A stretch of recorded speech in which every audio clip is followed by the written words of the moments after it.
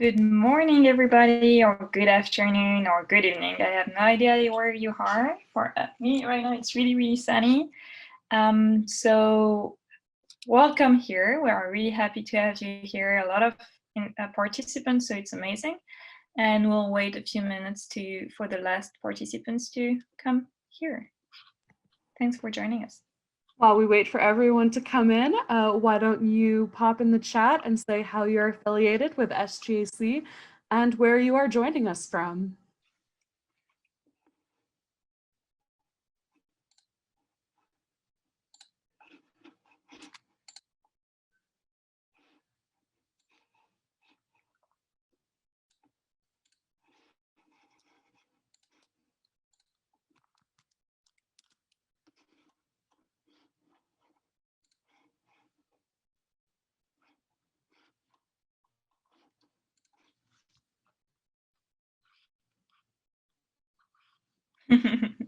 We have someone from the moon. That's pretty exciting.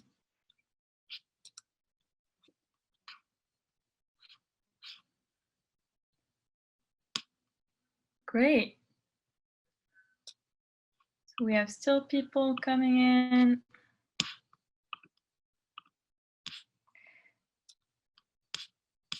So maybe we have new mentee from the last session that we just closed this week. Hopefully we have new mentee here. So it's our second year as a mentoring program that China is going to present. And yeah, we are really happy to welcome new mentee here.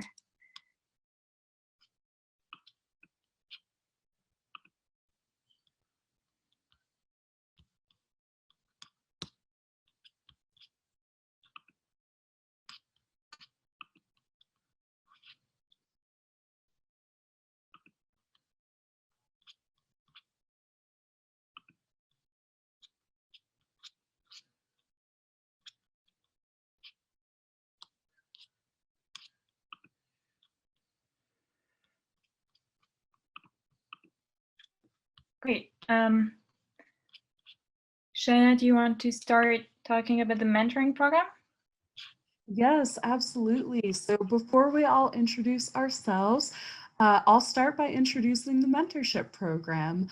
This is hosted by SGAC's mentorship program, which just celebrated its 1-year anniversary. It was thought of at a women's conference in Europe, and last January, it became a reality with myself, Montse, Victoria, and Katie. And since then, we have run 3 different sessions. The third one is currently underway, where we match mentees who apply from all over the world as a part of SGAC with an amazing set of over 150 mentors who are affiliated with the program. As a part of this, in addition to the networking that we do in the matching process, we also like to hold webinars, stuff like Intro to SGAC, grad school panel, and all sorts of other topics that might be helpful for each class of mentees. This is our first webinar of the spring, and so we not only have people joining from our past sessions, but some of our new mentees whose applications we haven't even gotten to match with mentors yet. So this is an exciting time where we have people from 3 different programs of the mentorship project going at the same time. I'll start off with the introductions and then I'll pass it on to Victoria. My name is Shana Hume. I'm the SGAC Mentoring Program co-lead with Victoria, and I'm a PhD candidate in Mars landing at the University of Colorado Boulder, and I am currently joining from Denver today. Victoria, on to you. Thank you, Shana. So hi, everybody. Welcome here. My name is Victoria Da Poian. I'm the co-lead with Shana of the mentoring program. I'm calling from Washington, D.C., and I'm currently teleworking for NASA Goddard Space Flight Center. I'm a French aerospace engineer and do a lot on planetary missions, mainly.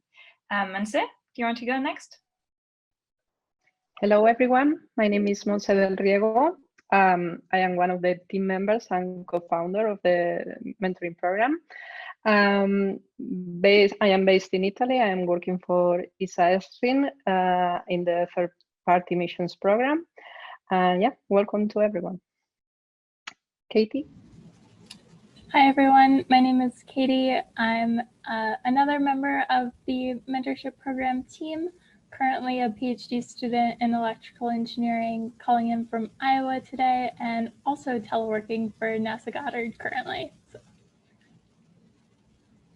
Great, thank you so much. So we are really happy to have you today, and I will start by sharing my screen. So hopefully you can see my screen now. Does it work correctly? Hopefully, yes. So please, how we are going to do? Okay, hopefully you see my screen. Shaina, can you confirm? Yeah, great. So we are going to have different speakers today, and the goal is to spend between 30 and 40 minutes on the presentation, the slide that we have, and then to have between 20 minutes to 15 minutes of Q&A. So the Q&A will be in the chat, so please put all your questions in the chat. We have Monse and Katie looking at the chat, so please feel free to put everything there. So yeah, I guess we can start. And so I'm really happy to have organized this webinar with all the help of the team and different speakers that I'll introduce now. So the different participants we have today are going to talk about the Mars Society mission. So Alice Barthe is a geospatial analytics engineer in the digital department of a space agency. Thank you, Alice, for joining us. And she will be taking part to MDRS Mars Desert Research Station next month, this year, sorry. And also Shaina, that is part of the mentoring team, is going in April to the Mars Society facilities. So we were supposed to have Habitat Marte speaker, Ilankuzhali, but I think she had something that she could not join today. So we'll have her slide if you want to share the presentation with you. And then we have Susan from MMAARS. So Susan is the CEO and co-founder of MMAARS, and she has 10 years in analog astronautics and space medicine and deployed over 20 astronaut missions at MMAARS training facility. Thank you so much for joining us today. And then we have Matej, who is a flight operations engineer for the Columbus module of the ISS at DLR, and took part to learn mission analog astronaut at LunAres since 2018. So first of all, thank you so much for joining us and taking part to this presentation to all the speakers. So I will start with the Mars Society with the Mars Desert Research Station. So I was lucky to take part to two teams here, two crew in the Utah desert. So here you can see a picture of the base. And so I was able to take part to this team here with my university, so a French university named Isaïe Super-Héros. And each year they send a crew of students there. So the Mars Desert Research Station is located in Utah, so in the United States, and is organized with the Mars Society. So just a quick overview of the facilities we have. We have the hub where the team of between 6 and 7 people live. The green hub here that you can see just close to the hub. We have solar panels, we have astronomer observatory here, and the science hub. So just to give you an overview of, for these Mars Society simulations, we have different types of crew composition. One of them is defining several roles. So when I applied, and maybe it was the same for Susan and Alice, we had to define which role we wanted to be. So the different roles were engineer, biologist, green hub officer, commander, co-commander, sometimes astronomer, journalist, health and safety officer. So I took part to this simulation in 2017 with the crew 175. It was a team of French people and Belgian people, and we were just replacing a crew of Indian people. That was the crew 174, and the year after, in 2018, I was able to be commander of the crew 189. So the first time I was the Green Hub officer, taking care of the Green Hub and also having some experiments to run. And the second time, the commander with also experiments to run. So to present you the facilities here, the hub is divided in 2 floors, the lower deck and the upper deck. So on the lower deck, when you enter, you have some space for biology and geology laboratory. You have some place for EVA prep room. You also have the toilets and the shower, and another engineering airlock to go to other modules. So this was the first module that was created by the Mars Society, and then other modules were added. So for instance, between the first simulation and the second simulation, some modules were added, some facilities were added. IKEA was working in them to make the space more, to give some more room to the hub. And then the upper deck is where the crew is mainly living, with the different bedrooms, different dining table, the kitchen that looks like a real kitchen, computer stations, and stairs to go downstairs.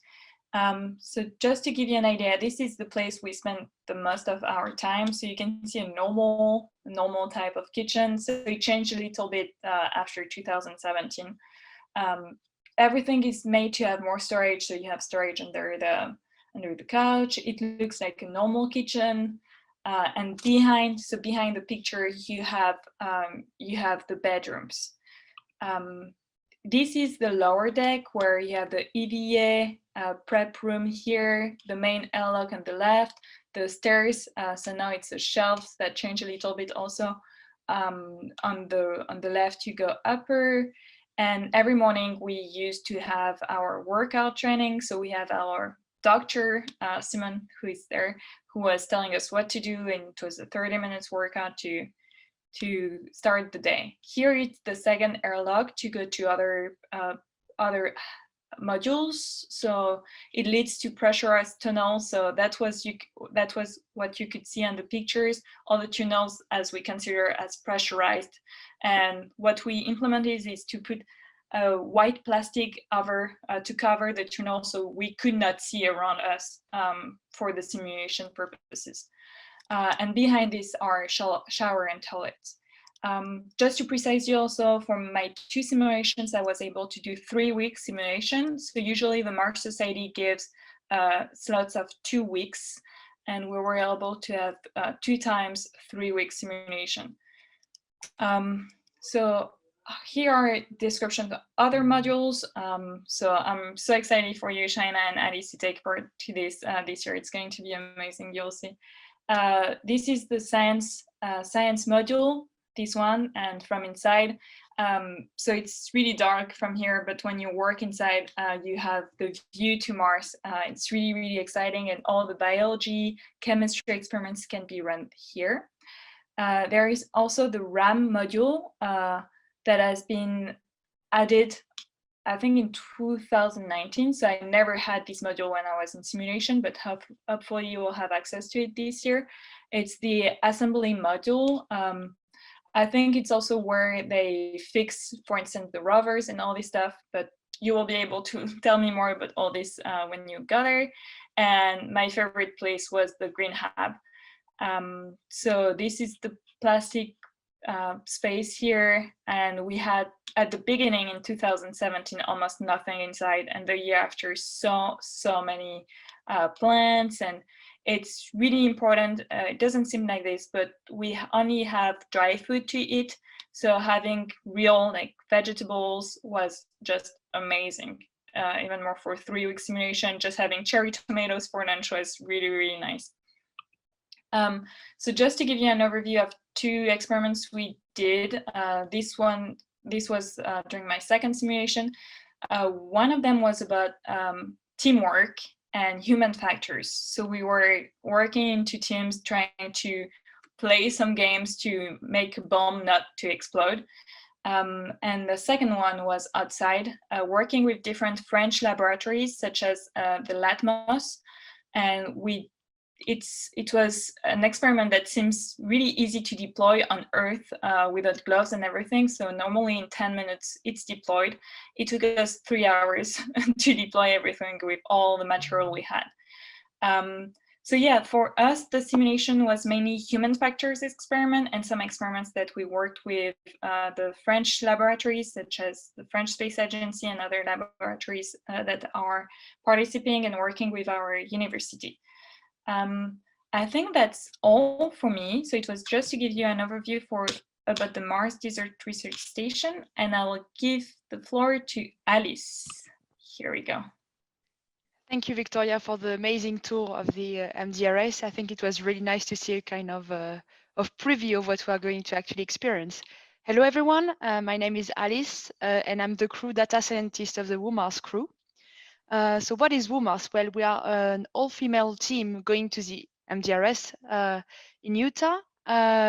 We are going to have a mission of 2 weeks in October 2021.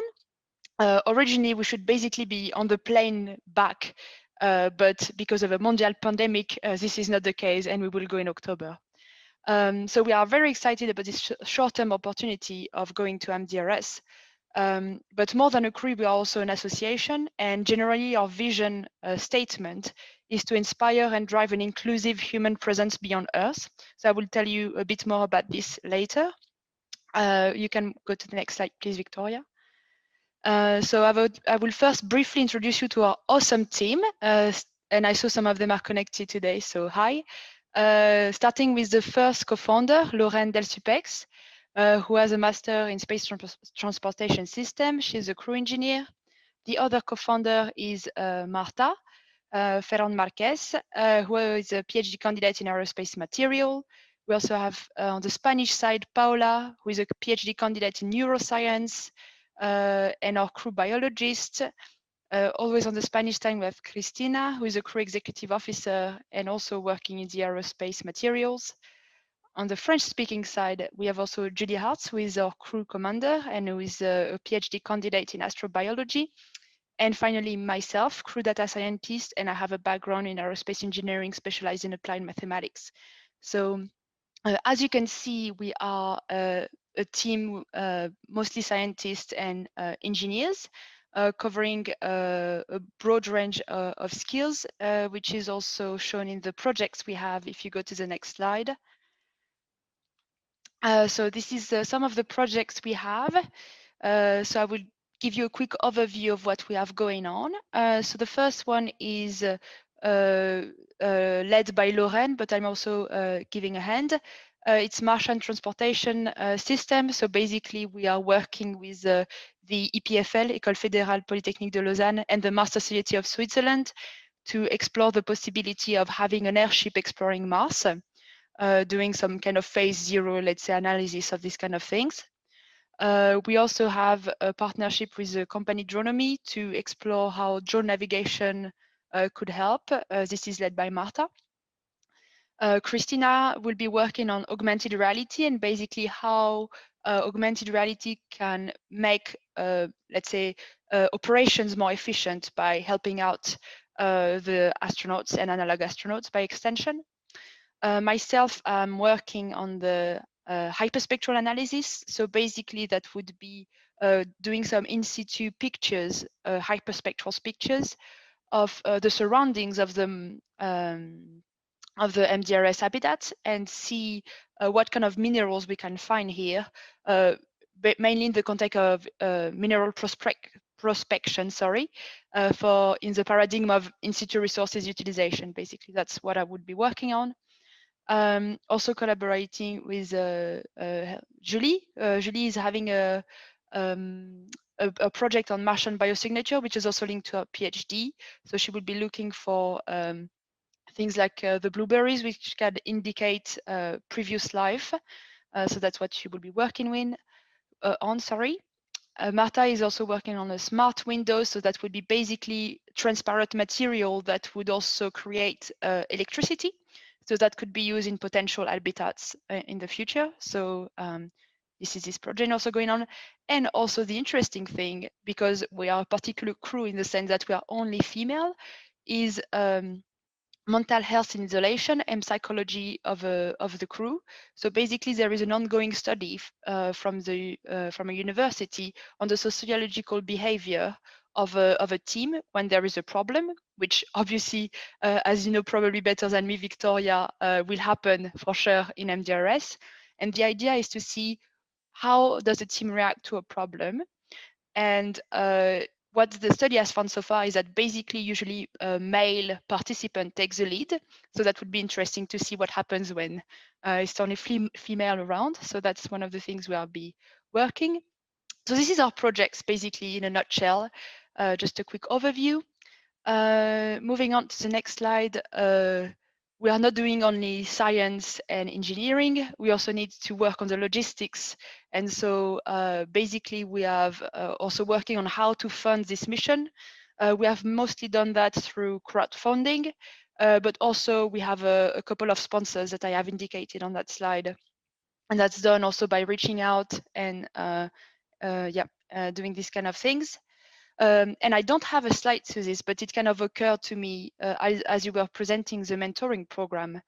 As I said at the beginning, WUMA's mission is not only to do like a short-term mission, even though it's a first milestone for us, but it's also to focus in the future and to kind of inspire young generations, especially young girls that might think that space is not for them, to seek out for opportunities to actually get involved in the awesome adventure that is space exploration in many ways.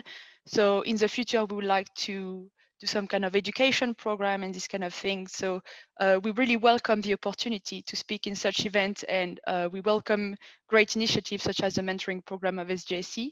We thank you for inviting us today.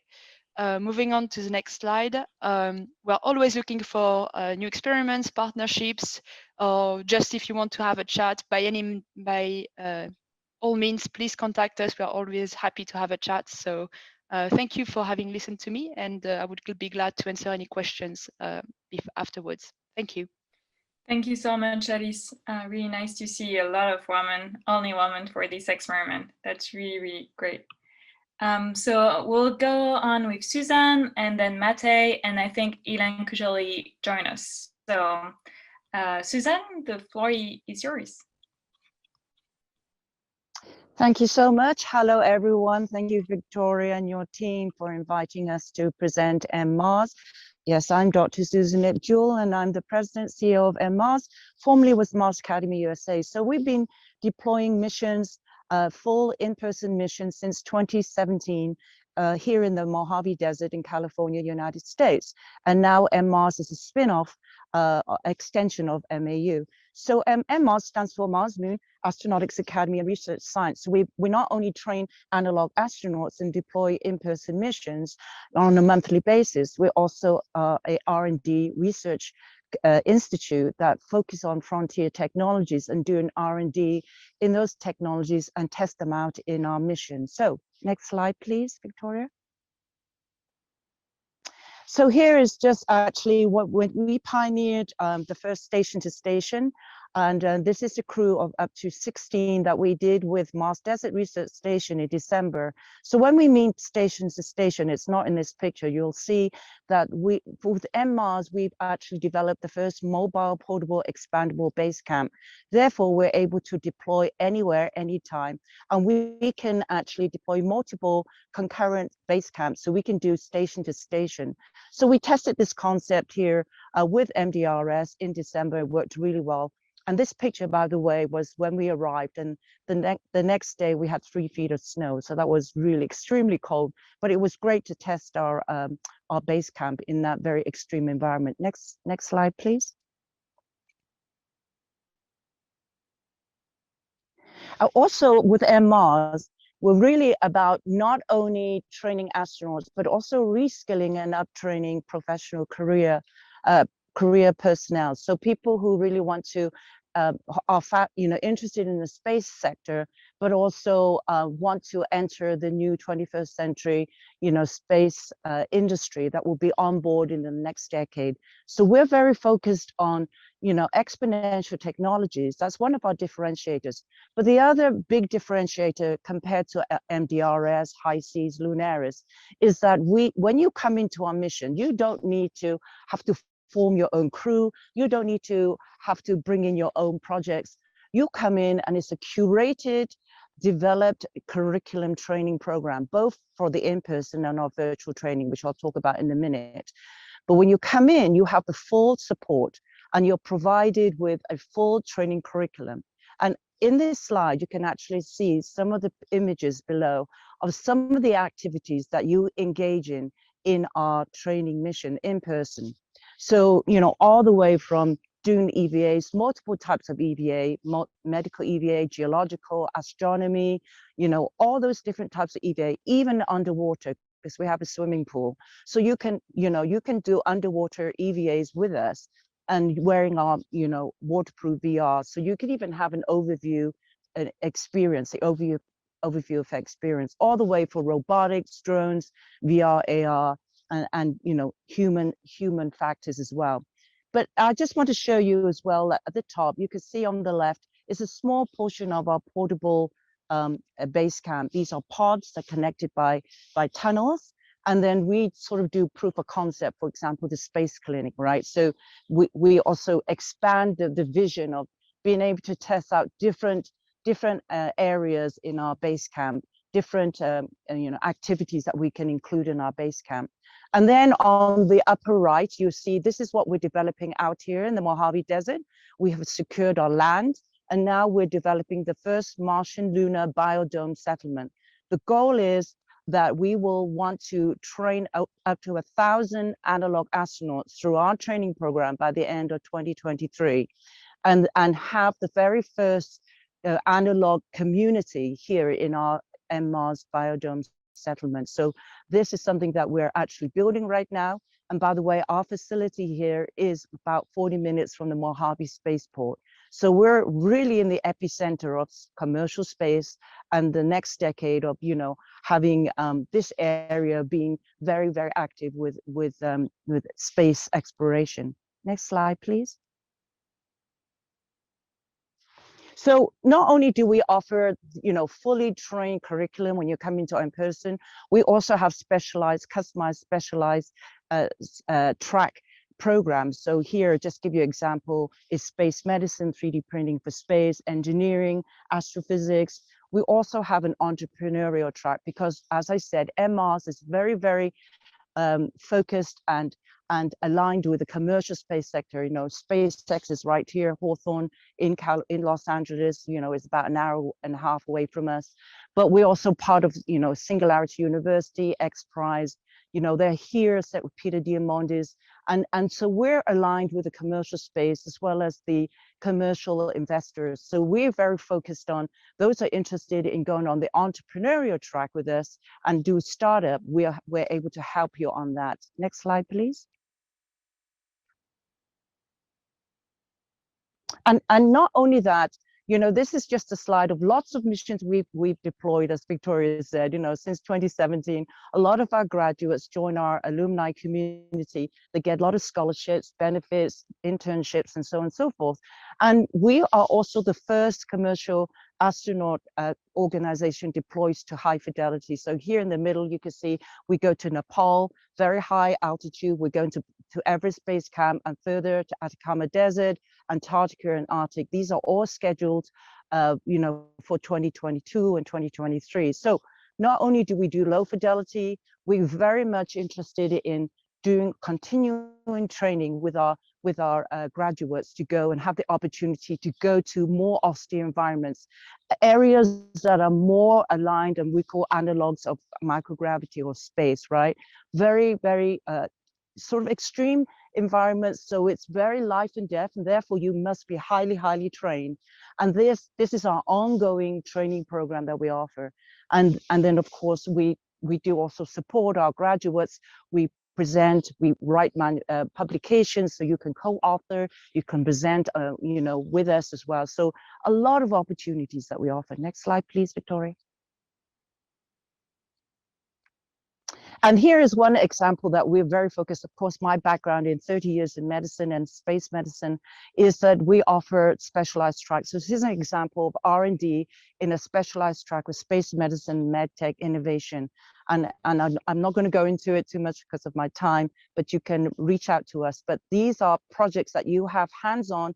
When you come into our mission, in-person mission, you actually get to work with the R&D projects that we have on board with many of our commercial partnerships as well as academic, you know, R&D projects. So that's just an example, but I won't go into it right now. Let's go to the next slide. And here is kind of our milestone where we're going. You see on the left, this is work since 2017, the mobile portable base camp, then doing station to station and deploying multiple concurrent, you know, missions around the world and working together. And then finally on the right, as I said, this is what we're developing now, the first Martian lunar biosettlement. It's kind of like the biosphere in Arizona, but it's much larger than that because we want to also develop, you know, the first analog community. And that this would be the gold standard model. This is our goal by, you know, on Moonshot, where we can go to Elon Musk and SpaceX and Blue Origin, you know, and Virgin Galactic, say, look, if you want to actually deploy and build, you know, the first settlement on the moon and Mars, you better have, you know, a gold standard, test all the problems out here on Earth. So that's what we're doing here in the Mojave Desert. So we're very excited with that. Next slide, please. And here, this is what we're doing as well, because of COVID-19, we also developed our training, virtual training, and our VR AR, which will launch the VR AR training in Q2, Q3 of this year. But we already launched our online virtual training, and I think a few of the attendants here, Lauren, has already graduated from the Virtual Online Academy. And so we offer this on a monthly basis. And if you want to, you're interested, please reach out to us and I'll put my information. And this is an amazing 12-day program. We have level 1, 2, and 3, and I'll, you know, can give you more information if you're interested. Next slide. And here is just, I won't go into it, but this is the level 1 of our 12-day, 3 hours per day. We use Zoom, Slack, and Canvas. And it's a really, it's a curated curriculum where you need to pass, you know, there's a fail and pass grade. And there's homework assignments, there's crew team competitions, there's even a hackathon in the middle of the program where you can win a full scholarship worth $4,000 US to come into our in-person mission. So there's a lot of incentivized competitions, but it's a 12-day, 12 days, 3 hours per day, and we can split it up to 3 weekends over 4 weeks. And so there's a lot of opportunities for you to work with us, join our community. When you graduate, there's an ongoing level 2, level 3, and then also level 1 is a prerequisite to actually pass before you can come into our low fidelity mission here in Mojave. But this is a curriculum that we developed that will become a graduate degree, an undergraduate, PhD degree, because we're working and talking to MIT, Harvard, and UCLA and other universities in the United States to be an accredited degree program. So this is a really amazing program that we've developed and we're testing out now to optimize. So by 2022, hopefully that we would be able to partner with one of the US Ivy League universities to be an accredited program that you can then also have transferable credits to your degree program. Of course, we will expand out to other countries and work with other universities. I think we have one more slide, Victoria. And thank you so much. We're training the superheroes who dare to dream, right? And the next generation of space explorers and eventually human multiplanetary settlers. And I'm excited, and reach out to us. And we also offer mentorships as well. I'm very excited to be part of SGAC mentorship program. Thank you, Victoria, and your team for inviting me to speak today and talk about MMAARS. Thank you, everybody. Thank you so much, Susan, for sharing all this amazing work. So we'll go to the next one with Matej, and please don't hesitate to put your question in the chat. We'll answer this after the presentation. The floor is yours, Matej. Okay, thank you very much. I would say this is something completely different. Well, if not completely, then at least a little bit. So welcome to LunAres. This is a analog site, or an analog facility rather, in Pila in Poland. So something that's rather unique, or maybe a bit different to the facilities we've seen so far, is that this facility is a completely closed analog facility. It's not an it doesn't provide like an open world experience like you might expect in MDRS or in other sites we've seen before. And what you see in the picture right here is an old military bunker that was used to, I think during Cold War, it housed a strategic bomber that was aimed at some Western European country, and it's built in such a way that it's meant to withstand a nuclear blast. And yeah, brilliant history, but nowadays it serves a completely different purpose, which is house LunAres, which is this facility I'm going to talk about. Next slide, please. So this is what it looks on the inside. I would start probably with the bottom left picture. So this is the actual hangar itself, and this has been converted to a fully indoors EVA facility. So this is where the analog astronauts get to conduct their spacewalks.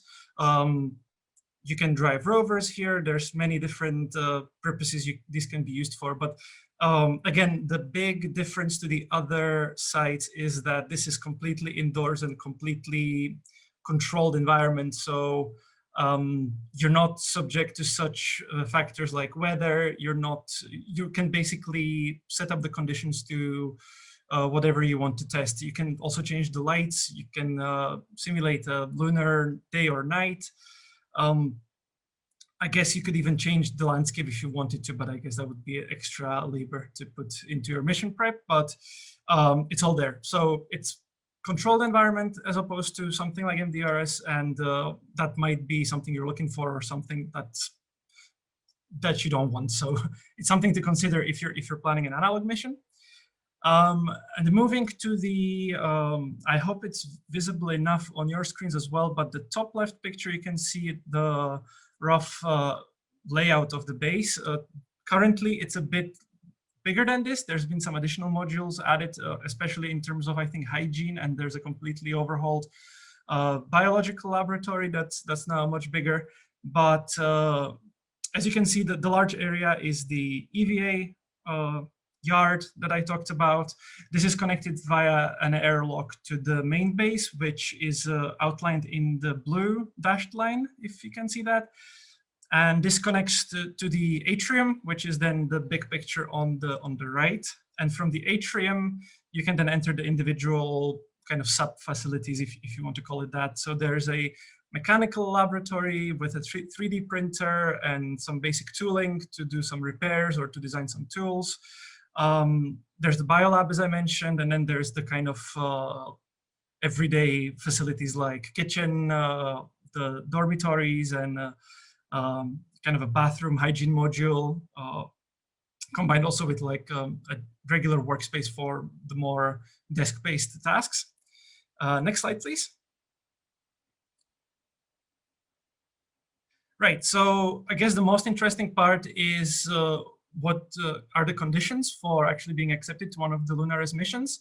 While the mission is more, let's say, it's not a training program like we've seen before. It's more of an open form analog mission where you can bring your own research, your own activities. So if you have especially some research topics you want to look into, this is this facility is open to that sort of approach. The missions are 19 days long. Of these, 14 days is the isolation. And there's some pre and post flight, mostly in terms of medical and some preparatory activities. You might be asked to follow a diet. This is something we had to go through in 2018 as well. We were completely on freeze-dried food for the entire duration, which turned out to be more pleasant than I expected, but there are still some meals that just kind of nobody wanted to eat. So I guess there's that as well. You'll be asked not to communicate with the outside world apart from email and apart from the regular telecoms with the mission control. So there will be like a daily meeting with the mission control or with the outside team. But other than that, you shouldn't be calling anyone outside. I think these days they even take your phones out. Before that, we only had the internet completely blocked. So we basically took the SIM cards out of our phones and didn't use the phones for anything else except for maybe music and some rudimentary pocket computer things. And as with any analog mission, you will be expected to follow a daily flight plan. So this is something your commander will agree with the ground team, and you'll be given tasks to conduct over the day with some free time scheduled in as well, but also some daily exercises and the usual stuff we've seen before as well. And finally, there are some selection criteria, especially in terms of phobias, since you are, unlike in the kind of open analogs, you are locked in this facility for 2 weeks with no access outside. You won't be even seeing outdoors because that's part of the mission, right? Is to also evaluate human factors in terms of isolation and not being able to interact with the outside world. So yeah, this is something that from previous experience is now prohibited. And of course, you don't have to remember all this. Everything's on the LunAres website. So next slide, please.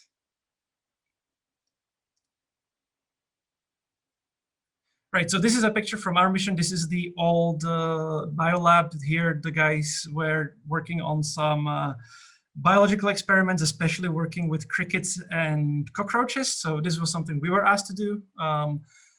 I suppose if you don't want to be working with crawly things, you could propose your own research. But yeah, this was part of the activities we were asked by one of the partners to conduct. So there's an element of that as well. And next slide, please.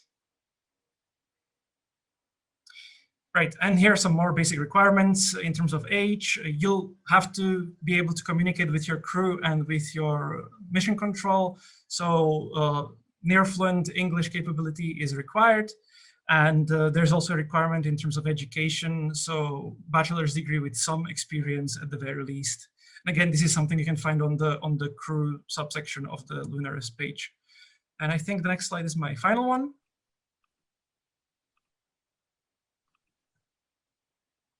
Yeah, so this was our crew in 2018. I think since then there's been some pretty major upgrades to the station. So there's now also some kind of long-running experiments that relate to human factors, such as rover driving in the EVA yard. There's, I think, also now an EVA suit that's being evaluated for more from the human perspective rather than from the technology perspective. You know, how do you cope with some burden on you as an analog astronaut? A lot of the research is focused, as I said, on the human factors in terms of isolation. So the atrium you saw in the first picture was kind of lit in purple. So it's one of the things that the researchers might want to test. You know, how humans perform using different lights. You know. Different exposure to lights, or maybe they want to give you less light in the evening, see how that impacts your sleeping pattern. So a lot of study relating to circadian rhythm, since you're not seeing any sunlight for the duration of 2 weeks. And also, yeah,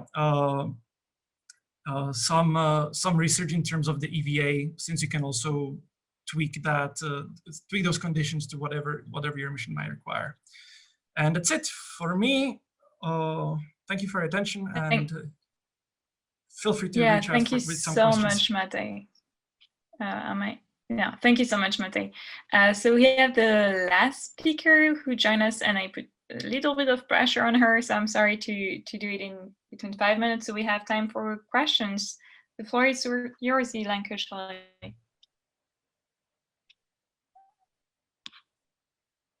Is she there? And if not, if we have some question in the chat, we can start to answer questions. If you already put a question in the chat earlier that didn't get answered, definitely ask it again so that we can make sure we find it for you. I see her. Can you present your slide? Are you able to unmute yourself, Ilankuzhali? Okay, that's why.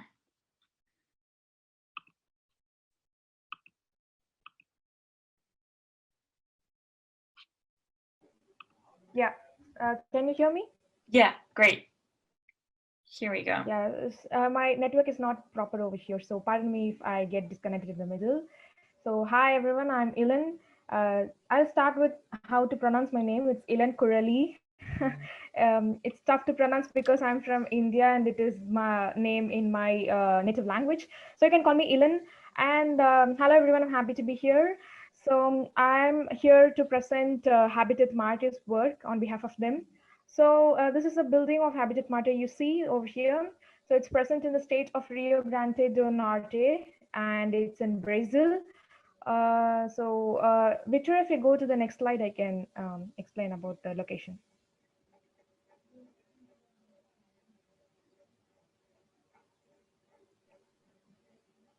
Yeah, thank you. It should be. Yeah. So Habitat Marte is basically present in a semi-arid area, and it is to indicate how we can tackle with the climate change, the water scarcity or low precipitation levels, where it is tough to transport potable water, etc. So they came up with an innovative idea that why can't space technologies provide a solution for a place where it is tough to get water or it is an extreme condition.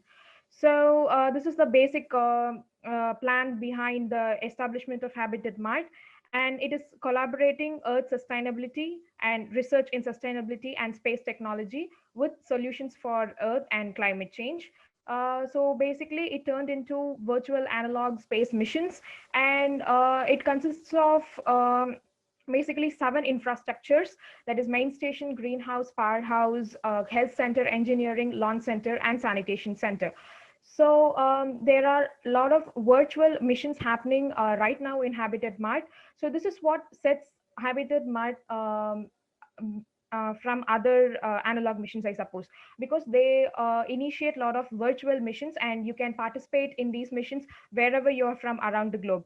And you can participate in any one of the infrastructure, like be it whatever your background, you can give your ideas and you put your skills to different kind of stations they have. Can you go to the next slide, please, Victoria?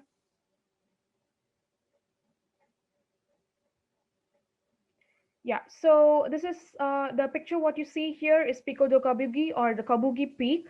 This extinct volcano is present behind the building of Habitat Marte. And this is where the EVA activities of the Habitat Marte takes place, where you collect the soils, take it back to the lab and test it. And basically some kind of astrobiological research will happen from sample collection from this volcano, what you see over here. So the research goals depends on the points I've explained, such as simulated basalt-based soils, soil analysis, and methodology for plant cultivation from the soil which you have acquired from the volcano samples. Next slide, please, Victoria.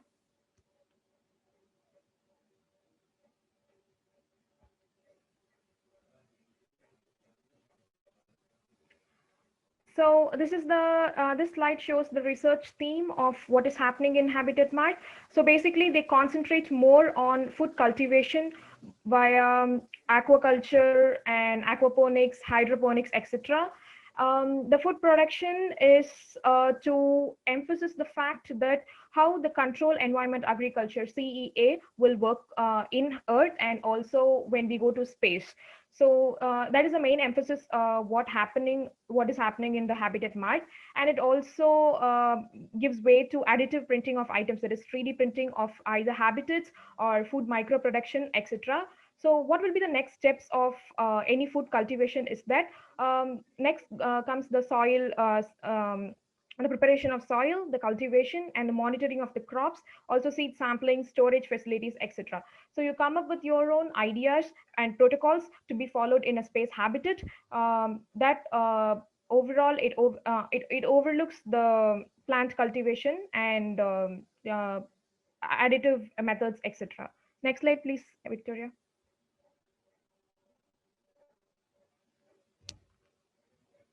So if you want to get selected in a space analog virtual mission conducted by Habitat Marte, so these are the few points. These are some basic points, like you have to reach out to people, and information is in the next slide. You have to be in a WhatsApp group. You should have a Zoom and good network connection, and you should be able to participate in daily meetings, and you have to fill up the survey, and some of the basic things are listed out over here. So if you have all these points checked, you can easily participate in a virtual analog mission. And I think currently mission 64 is running right now, and they have also organized a virtual reality mission as well. So in the future, you will be able to participate in a VR virtual mission also. Next slide, please.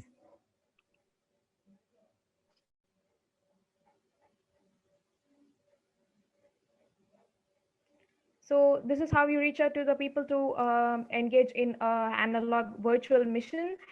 You can note down the website details. Next slide, please, Victoria.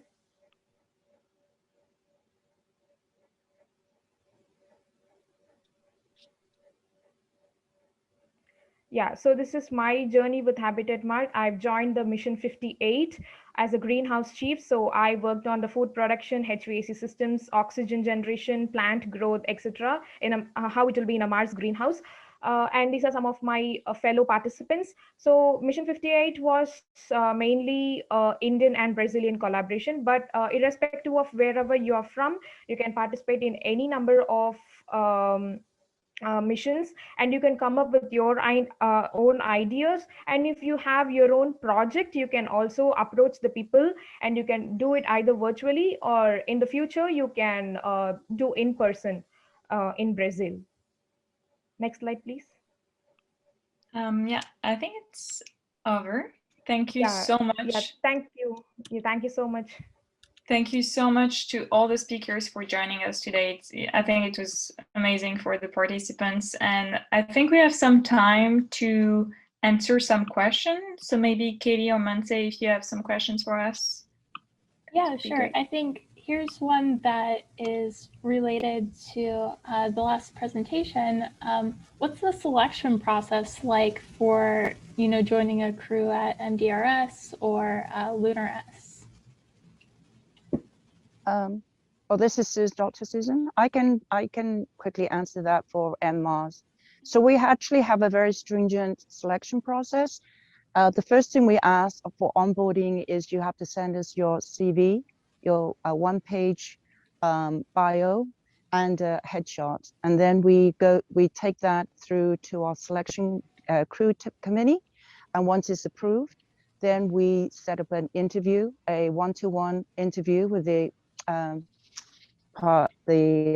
applicant, and they have to, if they, we assess that, and then once they pass that, they go through an interview with our psychological team remotely, of course, and then they have to pass that. So once all that's passed and it's cleared, we then offer you a position into our in-person mission, and then with that, we ask you for medical clearance, COVID-19 clearance, and and to make sure that you're fit, psychologically, mentally stable.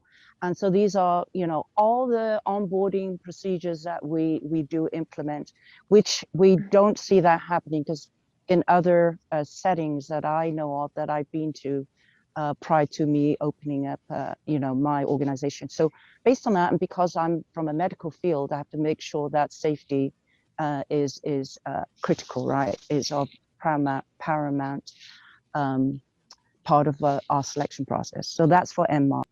Thank you so much, Susan. For the MDRS side, when I was selected, it was mainly, we presented a crew. So we were 7 people with motivation letters and resume, and also questionnaires that was still answering questions. And there were no interview on my side, nothing related to COVID, of course. So maybe Alice, can you mention how it has been updated this year? Yes, so I think something that's important to mention for the MDRS, at least the way we applied as WOMARS, is to mention that you really apply as a team. So you have to prove individual fitness in the sense that you have to send a resume, a motivation letter, and a kind of questionnaire asking you things like, oh, do you have some, I don't know, piloting experience, diving experience, experience with extreme environments, knowledge in medicine, these kind of things. So that's on an individual point of view, but you also have to present a consistent project as a crew in the sense that in addition to the individual fitness, you have to say, oh, my role, the role that I would be undertaking will be engineer for this and that reason, biologist for this and that reason. So it's individual fitness plus an overall consistency as a crew that is evaluated at MDRS. And I think that's a bit important to precise this regarding the community aspect, let's say. Yes, for sure. What about LunAres, Matej? I'll just add a little bit because I'm not involved with LunAres professionally. I was just a participant, so I can't really speak to the selection process, especially not after 3 years. But the basics are pretty much the same. You'll be asked to provide some credentials in terms of CV, motivational letter, and in 2018 it was also required to propose some research. So, you know, what will you be doing whilst you're at LunAres? They don't just want you to come there for a fancy holiday. Yeah, I think at least in my time, it was a bit more individual than say MDRS. It was more on an individual basis of what you want to do, and it wasn't more the kind of the crew aspect was left to the mission planners themselves, who then from the pool of candidates, they build the crews based on their expertise. So they would have a huge call, take on board, I don't know, 20 people, and then build maybe 4 crews of 5 out of those people to make sure that every crew has someone who's also medically capable, every crew has an engineer, etc., etc. Okay. So we have more questions from the chat. I think this one is for you, maybe Victoria, because I think it was in your presentation. Why push-ups for exercise during MDRS simulations? Not quite an analog exercise to space missions. You should ask my doctor, the guy who was in charge of it, Simon, who decided to torture us every single day with different type of exercise. I really don't know the reason. I know he worked, so before the mission, he worked with professional doctors and I think a physical therapist to come with a program on 3 weeks to be sure that we were working different muscles and not only like arms or legs. So he thought about it. So I can put you in contact with Simon, who was in charge of the physical training.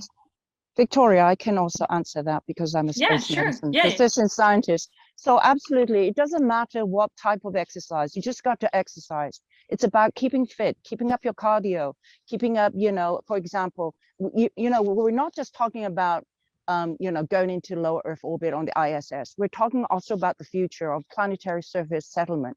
So you're on a planet's surface. Doesn't matter, yes, you're different gravity, but doesn't matter. It's about you're living in a pressurized, you know, base camp, habitat, whatever it is.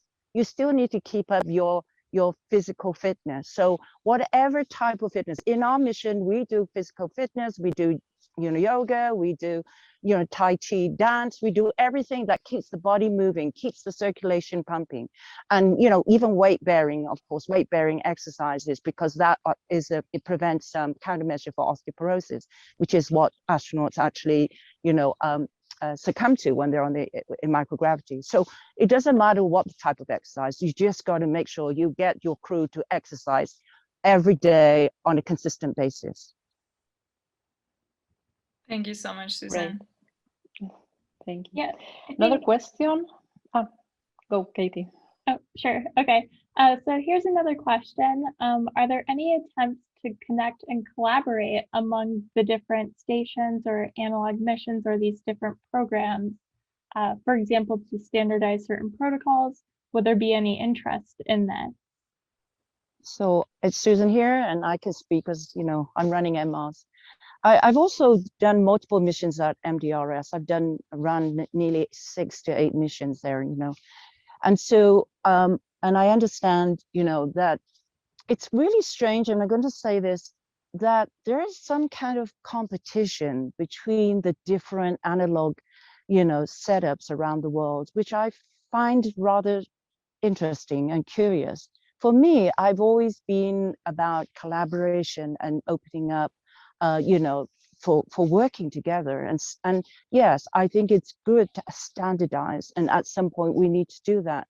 But I think there's many other factors that one needs to consider why we're not there and the obstacles of getting there. And I think one is political, the other one is financial, and the other one is, what is your model, right? Is it a nonprofit? Is it for-profit? Do you develop IP? So there's all these things that you need to navigate and to have conversations about. So I think it's still a very challenging situation. And as we have more analog, setups around the world, as I can see here, even in this session, people are trying to deploy new analog missions around the world. I think this is going to get more complicated rather than easier. But I advocate trying to standardize, but I don't know how we're going to move forward because of the different models set up that we have. Great, thank you. There is a question from the beginning. It's been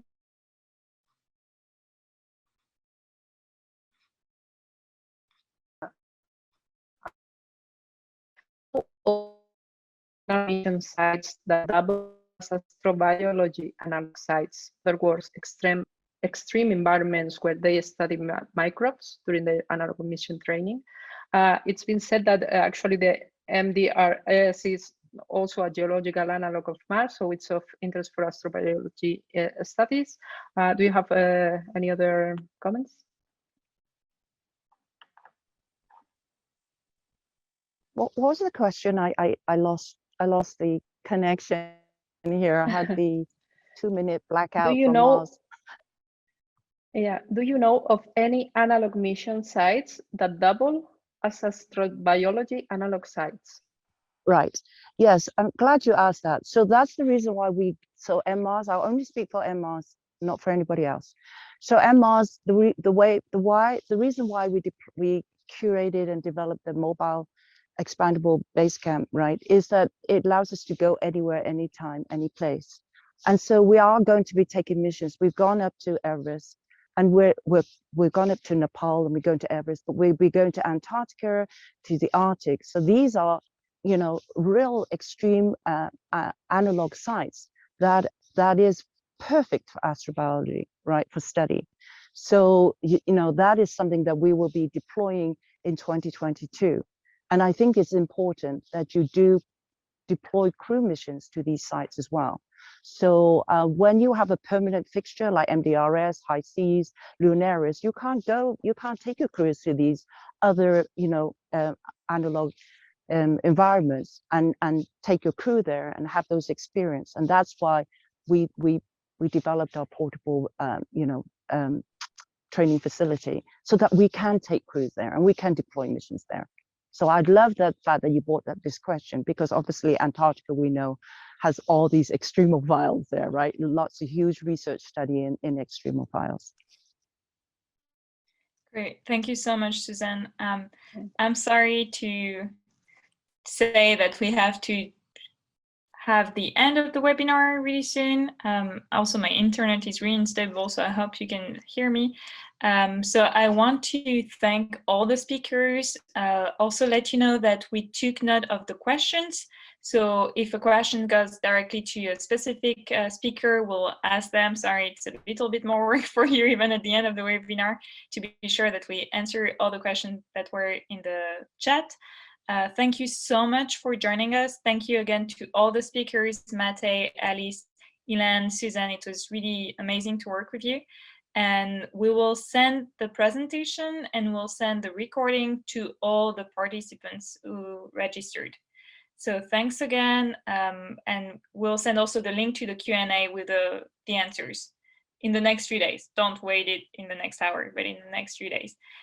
Thanks again. And we'll have a next webinar really soon, so we'll keep you updated. Thank you so much, everyone. Have a good day.